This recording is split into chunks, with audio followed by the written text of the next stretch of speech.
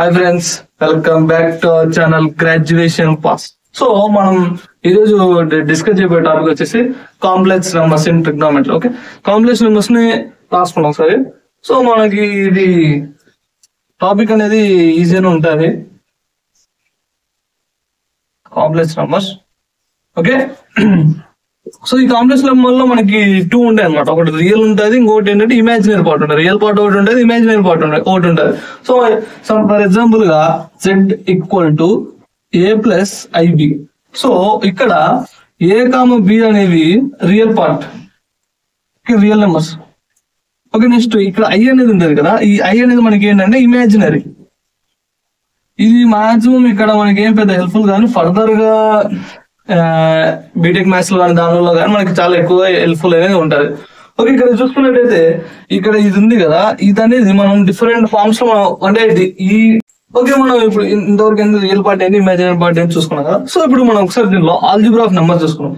Algebra of complex numbers అంటే ఏం లేదు, అంటే మనం అడిషన్ సబ్ట్రాక్షన్ ఎలా చేయాలని మాత్రమే మనం డిసైడ్ చేసుకోవాలి. అంటే ఇప్పుడు ఇది ఉంది కదా, సపోజ్ ఒక Z1 is equal to A plus BI.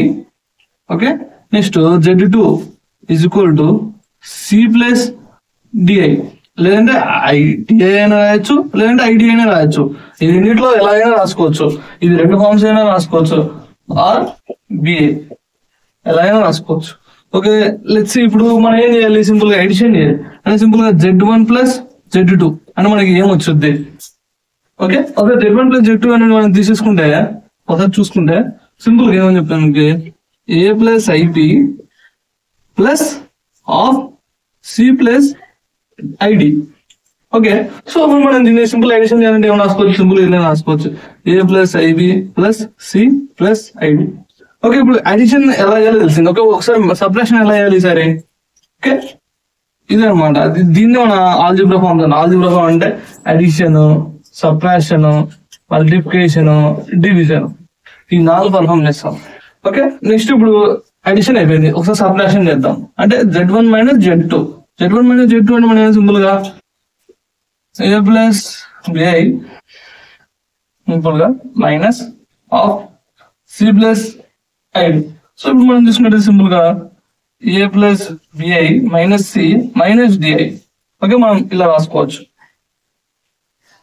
Okay, లేదంటే మనం ఇంకో విధంగా ఏంటంటే A minus IB plus C minus IB ఎలా అయినా రాసుకోవచ్చు. ఓకే, ఈ 2 వేస్ లో మనం పర్ఫార్మ్ చేసుకోవచ్చు అనమాట. ఓకే, నెక్స్ట్ ఏంటి మల్టిప్లికేషన్. మల్టిప్లికేషన్ అనేది సింపుల్ మనం ప్రొవైడ్ చేసేయాలి. ఫర్ ఎగ్జాంపుల్ సింపుల్ గా ఇవి రెండు ఉన్నాయి కదా, సో సింపుల్ గా Z1 into Z2. Okay, Z1 into Z2. Okay, ఇప్పుడు సింపుల్ గా A plus BI into C plus ID. Okay, ఇది రెండు మనం మల్టిప్లికేషన్ చేయాలి. మల్టిప్లికేషన్ అనేది మనకు ఆల్రెడీ తెలిసిందేగా. సో సింపుల్ గా ఉంది A ఇంటూ C AC.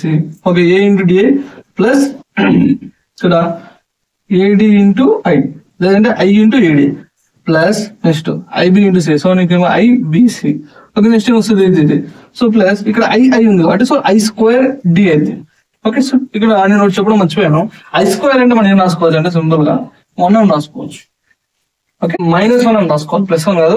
ఎప్పటికైనా గుర్తుపెట్టుకుంటే I స్క్వేర్ అంటే మనకి -1 రాసుకోవాలి. ఇప్పుడు ఇక్కడ మనకి I స్క్వేర్ ఎప్పుడైతే విజిబుల్ ఉంటుందో ఈ ప్లేస్ లో మనం ఏం అప్లై చేసుకోవచ్చు, -1 అప్లై చేసుకోవచ్చు. అంటే ఇక్కడ -1 అప్లై చేస్తే మనకి ఏమవుద్ది, సింపుల్ గా AC into plus I square కాబట్టి I స్క్వేర్ అంటే -1 అంటే -1 సబ్స్టిట్యూషన్ చేస్తే ప్లస్ ఇంటూ మైనస్ D మాత్రం వచ్చేస్తుంది మనకి. ఇంకా I అనేది ఎలిమినేట్ అయిపోయినట్టే. ఓకే, నెక్స్ట్ మిగిలిపోయిన టర్మ్స్ అన్ని మనం రాసుకోవాలి. అంటే ప్లస్ ఇక్కడ I అనేది కామన్ తీసేసుకున్నాం. I అనేది కామన్ తీసేసుకున్నాం మనకి ఏమవుతుంది, AD plus BC. Okay, that's all. Okay, okay, ఇప్పుడు ఇంతవరకు అయితే మనం మల్టిప్లికేషన్ కోసం డివిజన్ అనేది మనం 10th క్లాస్ లో చూస్తుంటే రేషనలైజింగ్ డినామినేటర్ చేస్తాం కదా. సో ఆ ప్రాసెస్ మనం ప్రొసీడ్ అవుతాం. ఒకసారి నేను చిన్న ప్రాబ్లం తీసుకొని ఆ ప్రాబ్లమ్ మనం అడిషన్, సబ్ట్రాక్షన్, మల్టిప్లికేషన్, డివిజన్ ఎలా చేయాలని చేద్దాం. ఓకే, ఒకసారి మనం ప్రాబ్లం చూసినట్లయితే Z1 is equal to 2 plus 3i and Z2 is equal to 4 plus 7i. Okay, ఇప్పుడు మనం ఇంతవరకు మన ప్రాబ్లమ్స్ అనేది అదే నా ఫార్ములా చూసాం కదా, ఆ ఫార్ములాస్ చూసినట్టయితే ఆ ఫార్ములాస్ బేస్ చేసుకొని మనం ఇప్పుడు ఇవన్నీ సాల్వ్ చేసేయాలి సింపుల్. ఓకే, సింపుల్ గా ఏమవుతుంది 2 + 3i అంటే అడిషన్ అన్నమాట ప్లస్ 4 + 7i. అందుకని మనం ఈ సేమ్ ఉన్న టర్మ్స్ మనం సింపుల్ గా యాడ్ చేసేసి మనం ఫైనల్ రాసేసుకున్నాం. అంటే 2 + 4 + 2 ఎంత 6 ప్లస్ మనం i అనేది కామన్ తీసుకుంటే i of 3 + 7. ఓకే మనం i కామన్ తీసాం లోపల మాక్సిమం యాడ్ చేసేసుకోవచ్చు సింపుల్ గా. Okay 6 + i 10. ఓకే అలా రాసేసుకోవచ్చు. నెక్స్ట్ ఏంటి మైనస్. సో సింపుల్ గా ఏం రాసుకోవచ్చు ఆల్రెడీ అయిపోయాం కదా 2 - 3i + 4 - 7i. ఓకే ఇప్పుడు మనం దీన్ని సింపుల్ గా సాల్వ్ చేసేద్దాం. ఓకే 6 ప్లస్ i ఆఫ్ ఇక్కడ -3 - 7. సో రెండు మైనస్ యాడ్ చేయాలి. సో మన ఫైనల్ ఎంత వచ్చేది సింపుల్ గా 6 - i 10. ఓకే నెక్స్ట్ ఏంటి ఇక్కడ multiplication 2 - 3i into 4 - 7i. So ఇక్కడ మనం మల్టిప్లికేషన్ చేయాలి సింపుల్ అంటే ఒకే టర్మ్ తో. ఓకే 2 4 ఎంత మనకి సింపుల్ గా 8. ఓకే నెక్స్ట్ ఏముంది 7 2 మైనస్ ప్లస్ మైనస్ మైనస్ 7 2 ఎంత 14 14i. ఓకే నెక్స్ట్ 3 4 ఎంత minus okay 12i. Okay next ఏంటి 3 ప్లస్ మైనస్ ఇంటూ మైనస్ ఏమైతే మనకి ప్లస్ అయిపోద్ది. 7 3 ఎంత 21. ఓకే i ఇంటూ i అనేది i². సో మనం ఆల్రెడీ చెప్పాను i² అంటే మనం ఏం రాసుకోవచ్చు సింపుల్ గా i² అంటే మనం ఏం రాసి సింపుల్ -1 అనేది సబ్స్టిట్యూషన్ చేసేసుకోవాలి. ఆ -1 సబ్స్టిట్యూషన్ చేసుకుని మనకి తర్వాత ఏమొచ్చిందో చూద్దాం. అంటే సింపుల్ గా 8 minus of i of 14 -14 -12. Next ఏముంది i² అంటే -1 అంటే -21. ఓకే ఇప్పుడు మనం ఇదంతా సమ్మేషన్ చేసి రాసేయచ్చు లేదంటే ఇలానే రాసేసుకోవచ్చు. ఓకే నెక్స్ట్ ఉంది division. So Z1 / Z2. Okay దాన్ని రేషనలైజ్ డినామినేటర్ సింపుల్ గా 2 + 3i / 4 + 7i. సో ఇప్పుడు దీన్ని రేషనలైజ్ డినామినేటర్ చేయాలి. రేషనలైజ్ డినామినేటర్ చేయాలంటే ఇక్కడ సింపుల్ గా ప్లస్ ప్లస్ లో మైనస్ తీసుకోవాలి. ఒక మైనస్ ఉంటే ఇక్కడ మైనస్ ప్లస్ లో మనం ప్లస్ తీసుకుంటే సరిపోద్ది. అంటే సింపుల్ గా ఇంటూ 4 - 7i / 4 - 7i. అంటే ఇప్పుడు ఈ రెండు క్యాన్సిల్ అయిపోతే మనకి ఏమొచ్చింది సింపుల్ గా 1 అనేది వచ్చింది. సో అయిపోయింది దట్స్ ఆల్. ఓకే కానీ ఇప్పుడు రేషనలైజ్ డినామినేటర్ తీసుకున్న తర్వాత సో మనం ఇప్పుడు ఈ పైన టర్మ్స్ ఏం చేయాలి సింపుల్ గా అడిషన్ చేసుకోవాలి. మనకి ఉన్న ప్రాసెస్ చేసేసుకోవాలి. ఒకవేళ సేమ్ టర్మ్స్ ఉంటే ఇక్కడ ఫార్ములా వచ్చింది a + b a - b. So మనకి ఆ ఫార్ములా అనేది సూటబుల్ కాదు. సో మనకి డిఫరెంట్ టర్మ్స్ ఉన్నాయి కానీ డినామినేటర్ మాత్రం సూటబుల్ అవుతుంది. ఓకే ఇప్పుడు మనం పైన ఉండేది మాత్రం సాల్వ్ చేస్తే మనకి ఏమొచ్చింది 4 2 8. Okay plus minus minus 4 2 2 7 14i. Okay next ఏముంది 4 3 plus 4 3 12i. Next plus minus minus next ఉంది 3 × 7 21i² టోటల్లీ డివైడ్ బై ఇది a + b నోట్ ఏంటి ఇంటూ a - b. ఈ ఫార్ములా ఉంది కూడా మనం ఏం రాసుకోవాలి సింపుల్ గా a² - b² ఫార్ములా రాసుకోవాలి. అంటే సింపుల్ గా 4² - 7i². ఓకే మన హోల్² అని రాసుకోవాలి. అంటే అప్పుడు i కి స్క్వేర్ వచ్చింది 7 కి స్క్వేర్ వచ్చింది. ఓకే ఇప్పుడు మనం దీన్ని డైరెక్ట్ సాల్వ్ చేసేసి మనం ఆన్సర్ అని రాసుకోవచ్చు. That's all. ఓకే ఇప్పుడు ఇంతవరకు ఏం చేస్తాం జస్ట్ సింపుల్ గా ఆల్జిబ్రా. మనం ఇప్పుడు ఇంతవరకు అయితే ఆల్జిబ్రా చేస్తాం. ఇప్పుడు కాంజుగేట్ చేస్తాం. కాంజుగేట్ అంటే ఏం సింపుల్ ఏం లేదు.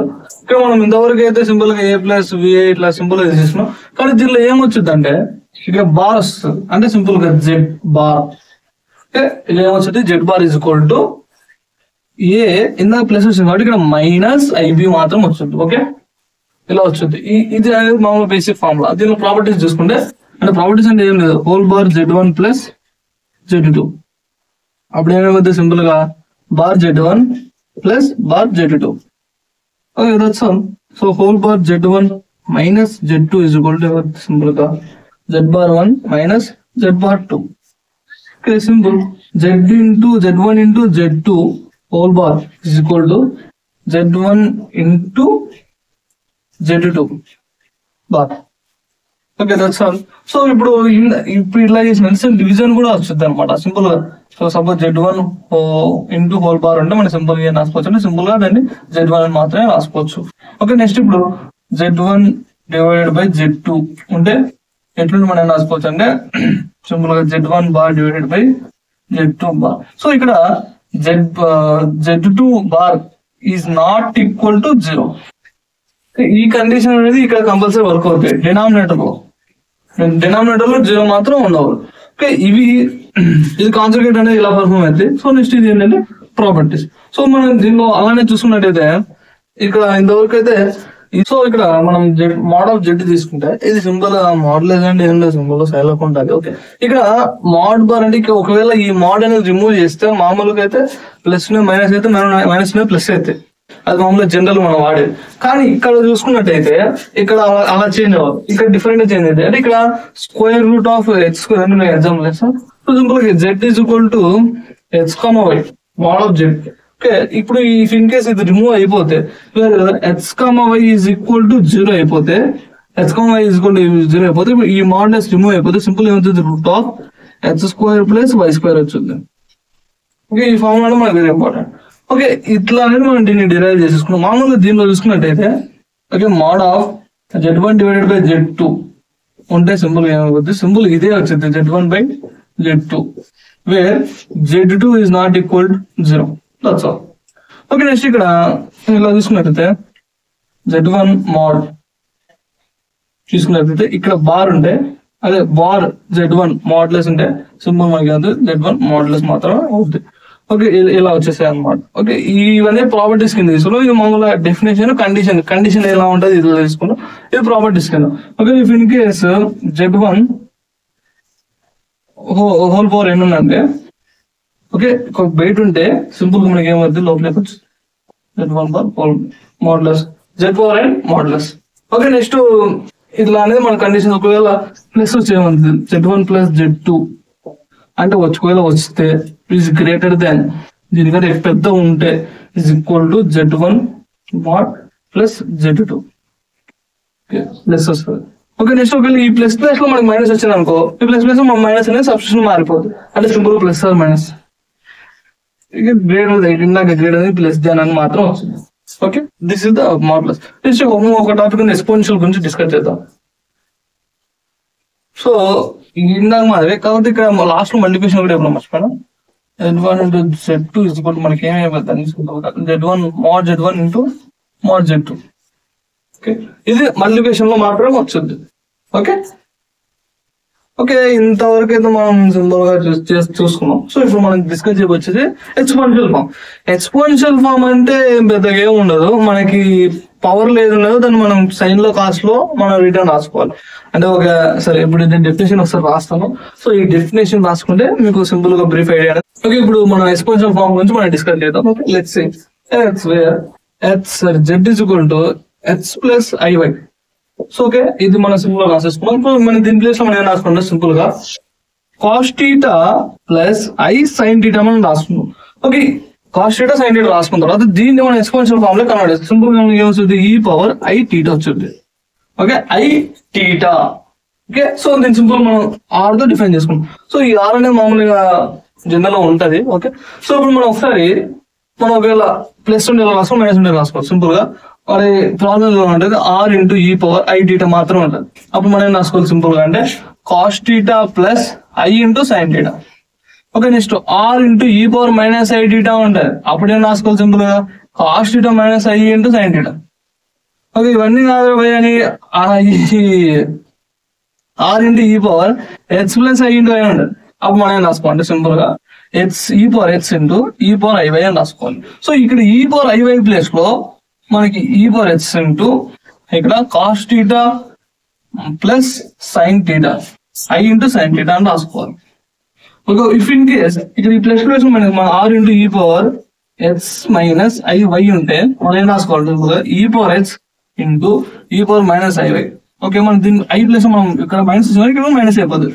ఈ power H into cos theta minus I sine theta. Okay, these are the exponential form. ఇవన్నీ ప్రాపర్టీస్. ఓకే, సో ఈ ప్రాపర్టీస్ అనే మనకి ప్రాబ్లమ్స్ లో ఉపయోగపడతాయి. ప్రాబ్లమ్స్ అనేది ఏం పెద్దగా ఏం లేవు, ఒకసారి మీరు అలా చూసేసుకుంటే ఈజీగా అర్థం చేసేసుకుంటారు. ఎందుకు నేను అంత పాయింట్ ఆఫ్ వ్యూ చేసి చెప్పట్లేదంటే జస్ట్ ఈ టాపిక్ కాంప్లెక్స్ నెంబర్స్ వచ్చేసి జస్ట్ 3 మార్క్స్ మాత్రం. సో మనకి 3 మార్క్స్ కి ఇంత సొల్లే ఎందుకు అని నేను సింపుల్ గా జస్ట్ ఏమేమి మెయిన్ టాపిక్స్ ఏంటి ప్రాపర్టీస్ అవి మాత్రం ఎక్స్ప్లెయిన్ చేశాను. ఒకసారి ప్రాబ్లం చూసుకొని. సో ఇక్కడతో డిప్లొమా ట్రిగ్నామెట్రీ m1 ఇక్కడతో కాంప్లెక్స్ నెంబర్స్ తో మాక్సిమం కంప్లీట్ అయిపోయింది. ఓకే, నెక్స్ట్ లో మనం డిఫరెన్షియేషన్ చూద్దాం. Okay thank you for watching.